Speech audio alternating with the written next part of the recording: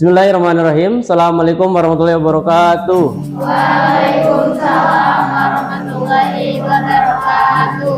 Oke, apa kabarnya anak-anak? Baik. Alhamdulillah. Filja hari ini gimana? Apakah semuanya hadir? 2 orang aja. Keterangannya apa? Sakit. Oke. Teman kita yang sakit hari ini, besok bisa kembali lagi dengan kita dan disembuhkan ya. Bisa balik lagi sama kita bareng-bareng. Amin. Sebelum mulai pelajaran, kita alangkah baiknya kita mulai dulu dengan berdoa bersama. Silakan Kak Em, kita dipimpin doanya untuk berdoa bersama-sama dengan yang lainnya. Siap, berdoa mulai.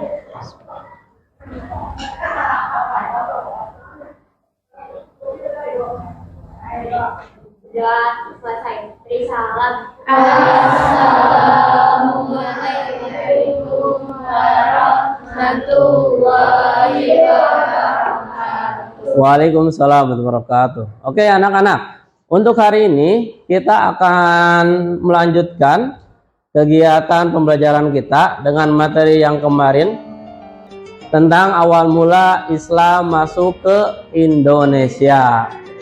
Kemarin kita belajar bagaimana Islam masuk dengan berbagai teori-teorinya, dan masih ingat ada 4 teori ketika Islam masuk ke Indonesia. Apalagi apa yang kemarin? Nah, coba yang bisa menyebutkan.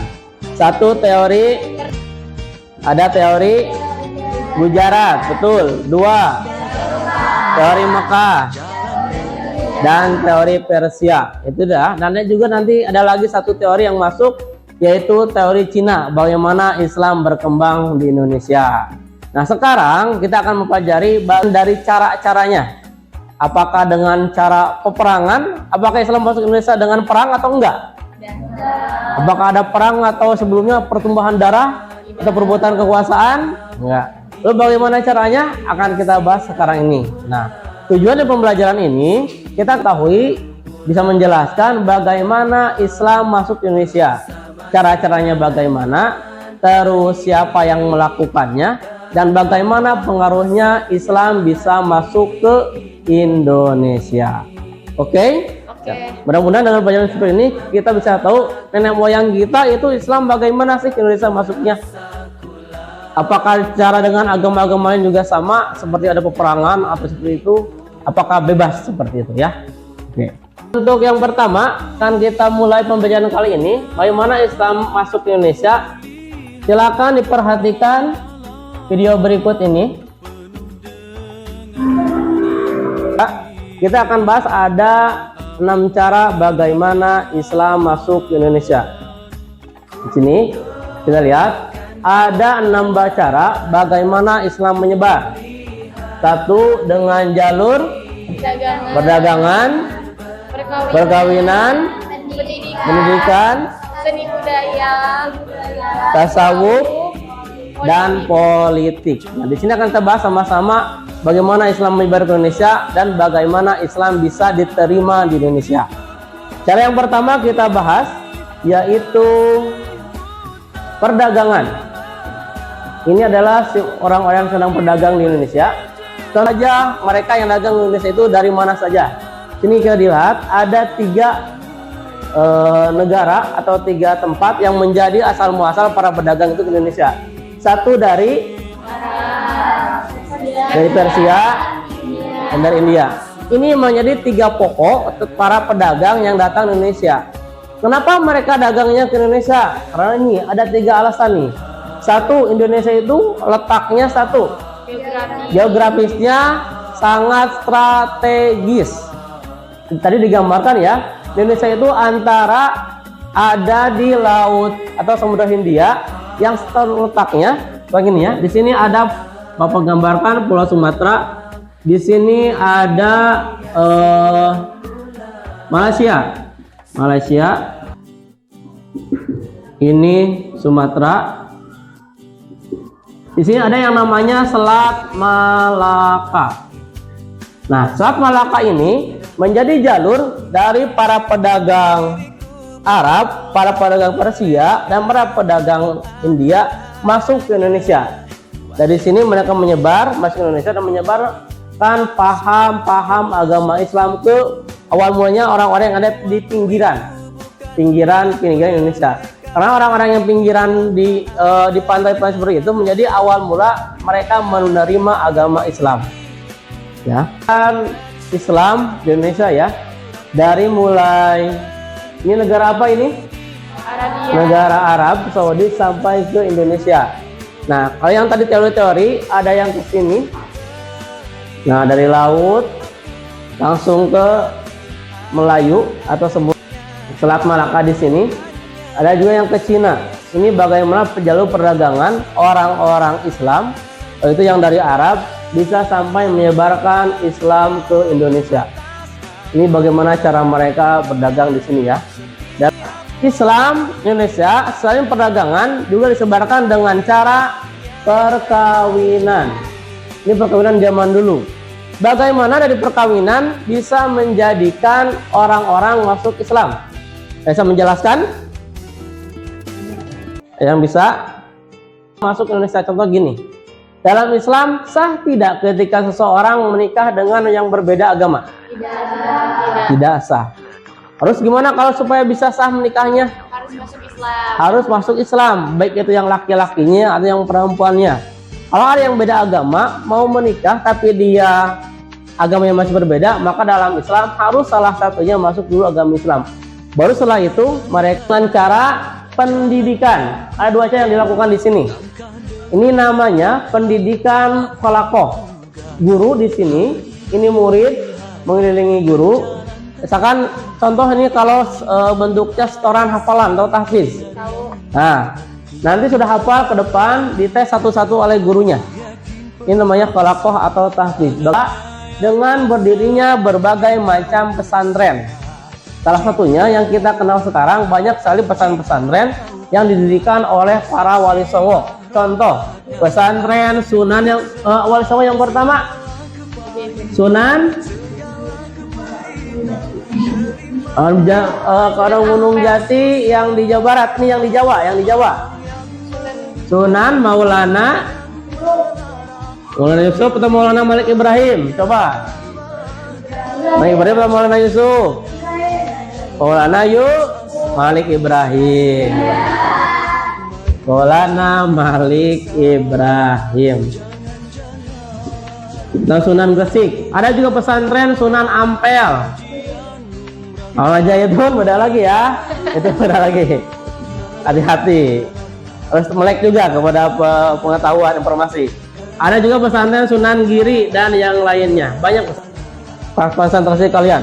Oke?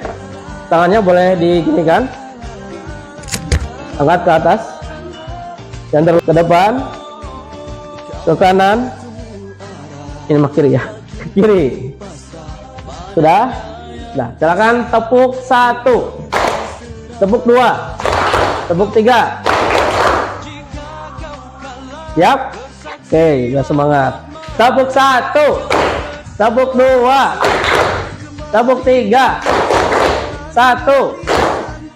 Nah, kalau gak ada kata tepuknya berarti jangan. Semuanya salah. Kita ulangi. Tepuk 1, tepuk 2, tepuk 3, 4. 1. Nah, siap. Tepuk 1, tepuk 2, 2 dapat. Masih kurang konsentrasi.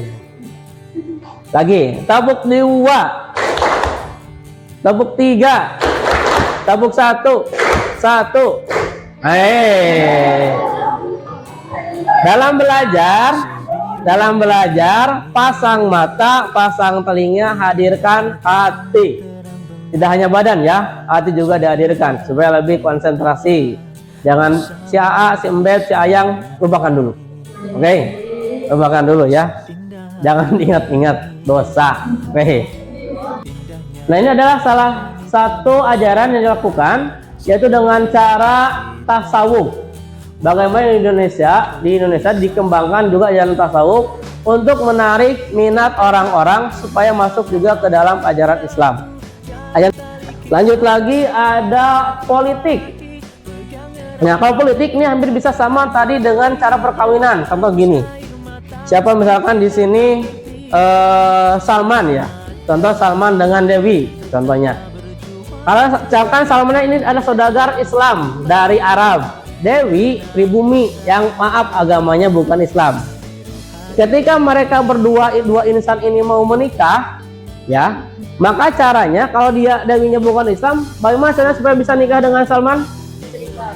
Dewinya harus masuk Islam. Kalau dengan perkawinan biasa, mungkin yang Islam hanya Dewi aja, atau mungkin ayahnya atau ibunya. Dengan cara politik, Salman nikahnya beda lagi. Dia memilih seakan Dewi yang anak seorang raja. Tujuannya bukan harta, bukan jabatan atau yang lainnya, tapi ada dakwah di sana. Jadi gini, ketika Salman menikah dengan Dewi yang seorang anak raja, bahkan bisa mengislamkan ayahnya adalah yang seorang raja pula, otomatis rakyatnya pun bisa menjadi orang-orang agama Islam. Oke anak-anak, sekarang akan kita bagi kelompok. Oke, kita nanti buat 2 kelompok. Masing-masing kelompok silakan diskusikan. Kelompok 1 diskusikan tentang selain yang 6 cara tadi yang tadi Bapak bahas, apakah ada cara lain tidak untuk Islam bisa menyebar ke Indonesia? Barisan 1, barisan 2, kelompok 1, barisan 3, barisan 4, kelompok 2 diskusikan, kelompok 2 diskusikan mengapa agama Islam bisa mudah diterima di Indonesia. Oke? Lalu dibuat dalam kertas. Setelah itu nanti satu orang perwakilan ke depan menjelaskan tentang Islam di Indonesia, bagaimana bisa menyebarnya, tentang atau jawabannya. Jadi didiskusikan bersama-sama. Dibuat dalam kertas, dikumpulkan ke Bapak dan didiskusikan nanti ke depan. Oke? Silakan sekarang berdiskusi sama-sama.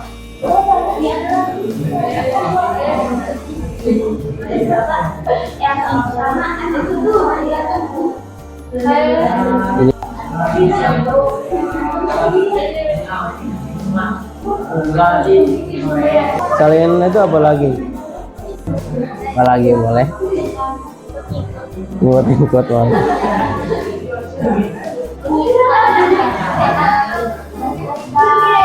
Silakan kita ke depan untuk diskusikan. Di kelompok 1 siapa yang mewakili? Oke, silakan maju ke depan. Oke. Tepuk tangan buat perwakilan kelompok 1. Wih. Assalamualaikum warahmatullahi wabarakatuh. Waalaikumsalam warahmatullahi wabarakatuh.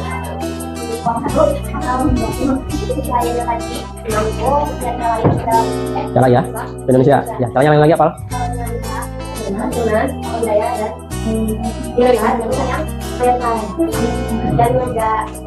Oke, itu. Yang lainnya gimana? Setuju? Oke, ya, terima kasih. Nomor 1. Oke. Waalaikumsalam warahmatullahi wabarakatuh. Silakan nomor 2.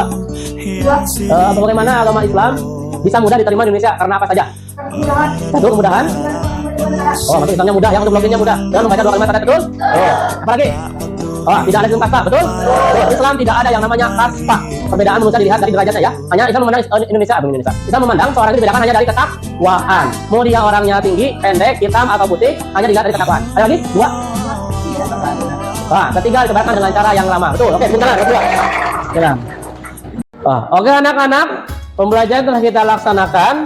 Alhamdulillah berjalan lancar. Dan untuk yang tadi kita bahas sebagai persiapan kalian ke depannya, bagaimana Islam di Indonesia menyebar, tadi dengan 6 cara ya, dan Islam bisa mudah diterima di Indonesia dengan berbagai cara yang tadi juga bisa dijelaskan oleh teman-teman kalian.